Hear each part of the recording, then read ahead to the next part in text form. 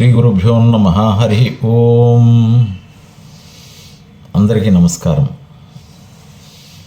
సుందరకాండలో మనం గత 5 భాగాలలో ఆంజనేయ స్వామివారు మహేంద్రగిరి పర్వతం మీద నుంచి బయలుదేరిన తర్వాత మైనాకుడిని సత్వగుణంతో స్పృశించి ఆయన ఇచ్చేటటువంటి ఆతిథ్యాన్ని స్వీకరించినట్లుగానే భావించమని బయలుదేరినటువంటి హనుమకు నాగుల తల్లి అయినటువంటి సురస అడ్డుగా నిలబడి తనకు ఆహారంగా వెళ్ళమని నోరు తెరవడం, ఆయన అంగుష్ట మాత్రంగా తన శరీరాన్ని కుదించుకుని ఆ నోట్లోకి వెళ్ళేసి వచ్చిన తర్వాత ముందుకు సాగుతూ ఉంటే సింహిక అనేటటువంటి రాక్షసి ఛాయాగ్రాహి అంటారు. అంటే సముద్రం మీద వెళ్తున్నటువంటి ఆయన యొక్క నీడను పట్టుకొని లాగి ఆయన్ను మింగబోగా ఆ యొక్క సింహికను సంహరించినటువంటి స్వామివారు లంకానగరానికి సాయంకాలం అస్తమయం సమయానికి చేరుకున్నారు. ఆ చేరుకున్నటువంటి పరమాత్మ తన యొక్క వెళ్ళిన రూపంతో, అనగా 30 యోజనాల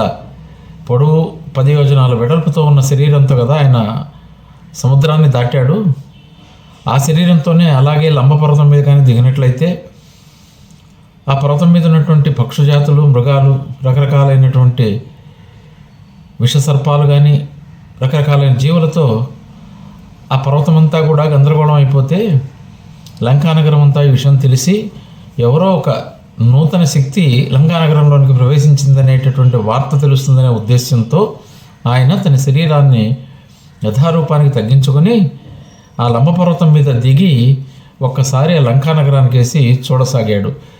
త్రికూట పర్వతం అంటారు. ఆ త్రికూట పర్వతం మీద బంగారు మయమైనటువంటి లంకానగరం ఉన్నది.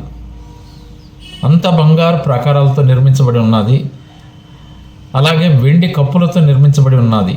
అప్పుడప్పుడే సూర్యుడు అస్తమించాడు, చంద్రభగవానుడు ఉదయిస్తున్నాడు. ఆ సందర్భంలో స్వామివారు అక్కడ నిల్చొని ఆ ప్రాంతం అంతా పరిశీలించాడు. ఎంతో పటిష్టమైనటువంటి ఆయుధాలతో అక్కడ ఉన్నటువంటి రాక్షసులు గస్తీ కాస్తున్నారు. ఆ లంకలోనికి ప్రవేశించడం అంత సులభమైన విషయమా అని స్వామివారికి అనిపించి ఆయన తన యొక్క శరీరాన్ని మార్జాలం అంటే పిల్లి అంత ఆకారంలో తయారై ఆయన నిదానంగా వెళుతుంటే ఆ లంకా ప్రాకార దగ్గరికి రాగానే, లంకా యొక్క ప్రధాన ద్వారం దగ్గరికి రాగానే అక్కడ కాపలా ఉన్నటువంటి లంక అనేటటువంటి రాక్షసి, ఓయి కోతి, ఎవరు నీవు, ఇక్కడికి ఎందుకు వచ్చావు అని అడిగింది. నేను ఈ లంకానగరం అంతా కూడా ఎంతో చక్కని ఉద్యానవనాలతో, సరోవరాలతో, చక్కని ప్రాకారాలతో, బంగారు తాపడాలతో, వెండి కప్పులతో చక్కగా నిర్మించబడినటువంటి నగరం అని తెలిసి చూసిపోదామని వచ్చాను అని ఆయన అన్నాడు. అసలు ఇక్కడికి ఎందుకు వస్తావు నువ్వు అని ఆమె ఒక్కసారి ఆయన వీపు మీద చరిచింది. కోపంతో హనుమ కూడా తన ఎడం చేత్తో స్త్రీ అని ఆలోచించి ఒక చరవగా అప్పుడు ఆమెకు జ్ఞానోదయం అయ్యి ఆ లంక అనేటటువంటి రాక్షసి అన్నది, అయ్యా నాకు విషయం తెలుసు, రావణాసురుడు సీతమ్మ వారిని తీసుకొచ్చాడు, ఈ లంకానగరంలో బంధించాడు. లంకానగరానికి ఏ రోజైనా సరే ఆమె భర్త అయినటువంటి రామచంద్రమూర్తి వస్తాడని, ఈ లంకానగరానికి చేటు వాటిల్లుతుందనేటటువంటి విషయాన్ని నాకు ఇంత మునిపే లంకలోకి కోతి ఏ రోజైతే ప్రవేశిస్తుందో ఆ రోజు లంకానగరం యొక్క పతనం ప్రారంభమైనట్టే అనేటటువంటి విషయాన్ని నాకు బ్రహ్మదేవుని ద్వారా తెలిసింది. వచ్చావు కాబట్టి హనుమ లోపలికి వెళ్ళి వెతుక్కోవయ్యా అని అన్నది. అప్పుడు ఆయన సనిర్జీత్య పూరిం శ్రేష్టాం లంకాం తాం కామరూపిణీం అద్వారేణ మహాబాహు ప్రాకార మభిపుప్లవే అంటాడు. అంటే లంకాదేవత అయినటువంటి ఆ రాక్షసిని జయించినటువంటి హనుమ లంకాద్వారం యొక్క ప్రధాన ద్వారం కాకుండా లోనికి వెళ్ళడానికి ఆ ప్రాకారం పైకెక్కి అందులో నుంచి ఎడమ కాలు లోపలికి పెట్టి దిగాడు.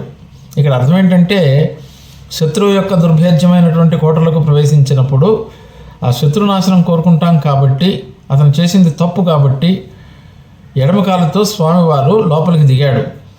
అక్కడ 4 వైపులా ద్వారాలు ఉన్నటువంటి 4 విశాలమైనటువంటి శాలలు ఉండేటటువంటి సర్వతోభద్రం అనేటటువంటి పేరు గల మేడలు ఎన్నో కనిపించాయి. అలాగే దక్షిణ ద్వారం లేనటువంటి వర్ధమానము అనేటటువంటి పేరు గల ద్వారాలు కూడా ఆయనకు కనిపించాయన్నమాట. ఆ విధంగా తూర్పు ద్వారం ద్వారా స్వస్తికం అనే పేరు కలిగినటువంటి మేడలు కూడా కనిపించాయి. ఎన్నో రకాల మేడలు. ఆ మేడలన్నింటినీ చూస్తూ స్వామివారు ముందుకు సాగుతున్నాడు, ఆంజనేయ స్వామివారు. అక్కడ శుశ్రూవ జపతాం తత్ర మంత్రాన్ ప్రక్షో గృహశోయ్ స్వాధ్యాయ నిరతాంశ్చైవ యాతు ధావాన్ దదర్శన దీక్షితాన్ జటిలాన్ ముండాన్ గో జినాంబర వాసన దర్భముష్టి ప్రహరణాన్ అగ్నికుండ యుధాంస్తదా అంటాడు. అంటే ఆ ప్రాకారంలో గుండా లోపలికి ప్రవేశించినటువంటి ఆంజనేయ స్వామి వారికి అక్కడ నిత్యం యథావిధిగా అగ్నిహోత్రం నిర్వహించేటటువంటి పౌరోహితులు అంటే దీక్షిత స్వరూపంలో వారు కనిపించారండి. అంతేకాకుండా జడలు ధరించినటువంటి వానప్రస్థులు కనిపించినారట. గుండు గీయించుకున్నటువంటి యతులు కనిపించుకున్నారు. ఎద్దు చర్మాన్ని ధరించినటువంటి వాళ్ళు, దిగంబరులైనటువంటి అవధూతలు, చేతిలో మంత్రదర్భాలను ధరించి అవసరమైనప్పుడు మంత్రించి అస్త్రాలుగా ప్రయోగించే శక్తి కలిగినటువంటి ధర్మ ముష్టి ప్రహరణులు అంటారు. ధర్మముష్టి ప్రహరణులు వాళ్ళు కూడా అక్కడ తిరుగుతూ కనిపించారనమాట. ఇక్కడ ఎంతోమంది సైన్యం కూడా కత్తులు, విల్లులు, కవచాలు, ఇంకా బాణాలు, ఇటువంటి రకరకాలైనటువంటి ఆయుధాలను ధరించి తిరుగుతున్నారట ఆ ప్రాంతంలో. ఆ ప్రాంతంలోనికి ప్రవేశించినటువంటి స్వామివారు మరలా ఇంకాస్త ముందుకు సాగితే అక్కడ ఈ యొక్క చంద్రుని యొక్క వెన్నెలతో ఆ ప్రాంతం అంతా కూడా వెలిగిపోతున్నదండి.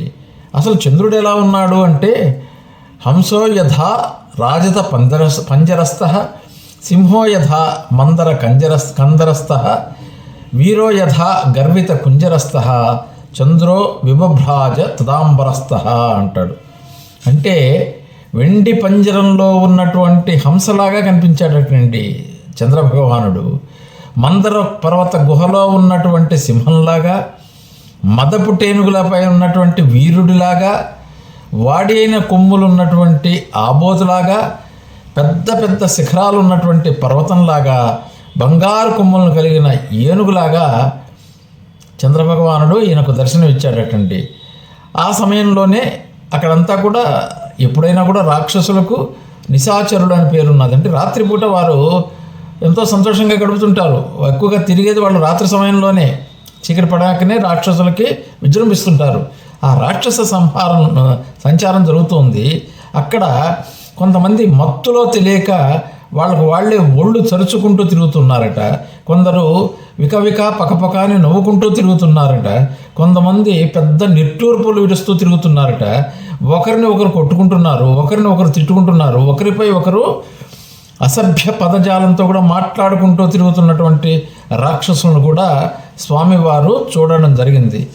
ఇవన్నీ మామూలు, నాకు అప్రస్తుతం అనుకున్న స్వామివారు సీతమ్మ వారు ఈ యొక్క లంకలో ఎక్కడున్నది, ఏ ప్రాంతంలో ఉన్నది అని చూడడానికి ముందుకు వెళుతున్నటువంటి స్వామివారికి అక్కడ ఉన్నటువంటి స్త్రీలలో ఈ పవిత్రమైనటువంటి స్త్రీలు ఎవరన్నా కనిపిస్తారా? వాళ్ళలో అమ్మవారు ఎక్కడున్నది? ఈ ఉత్తమ స్త్రీలలోనే కదా అమ్మవారు ఉండేది.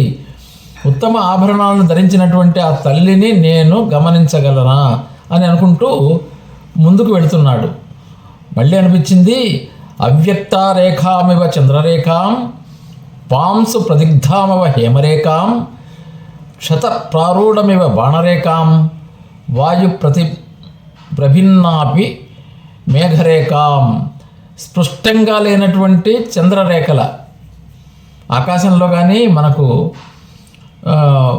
పాడ్యమి మొదలుకొని కానీ గమనించినట్లయితే అప్పుడే ప్రారంభమైనటువంటి చంద్రరేఖ స్పష్టంగా కనపడదు. కాబట్టి స్పష్టంగా లేనటువంటి చంద్రలేఖలాగా, మట్టి పట్టినటువంటి బంగారు తీగలాగా, లోపల బాణపు ములికి విరిగి ఉన్నా కూడా పైకి కనిపించని గాయంలాగా, గాలికి చెదిరిన మేఘంలాగా నా తల్లి అయినటువంటి సీతమ్మ ఎక్కడున్నదా అని అనుకుంటూ వెతకసాగాడండి హనుమ. ఇక్కడ వాల్మీకి వారి యొక్క రచన పద్ధతిని చూడండి ఎంత చక్కగా రాశాడో ఆ స్వామి మహర్షి వాల్మీకి గారికి మనం రుణపడి ఉన్నామండి. ఆ చెప్పడంలో మట్టి పెట్టిన బంగారం తీరలాగా, అంటే మామూలుగా బంగారం ప్రకాశిస్తూ ఉంటుంది, అదే మలికి పట్టిన బంగారం అంటారు, అంటే మురికి కానీ చేరిందనుకోండి ఆ ప్రకాశం తగ్గిపోతుంది. అట్లనే ఈ కదిలిపోతున్నటువంటి మేఘాల మధ్యలో గాలికి చెదిరిపోయిన మేఘాలు కూడా మళ్ళీ ఆ చంద్రుడు ఎలా ఉంటాడు అలాగా అమ్మవారు ఏదన్నా మేఘాలతో కప్పబడినటువంటి చంద్రుడిలాగా ఎక్కడన్నా ఉన్నదా అని అనుకుంటూ సీతమ్మ వారి కోసం వెతుకుతున్నాడు. అక్కడేమంటే అందరూ రాక్షస స్త్రీలండి. వాళ్ళు ప్రియులని మద్యపానానికి పురుగొల్పుతున్నారట.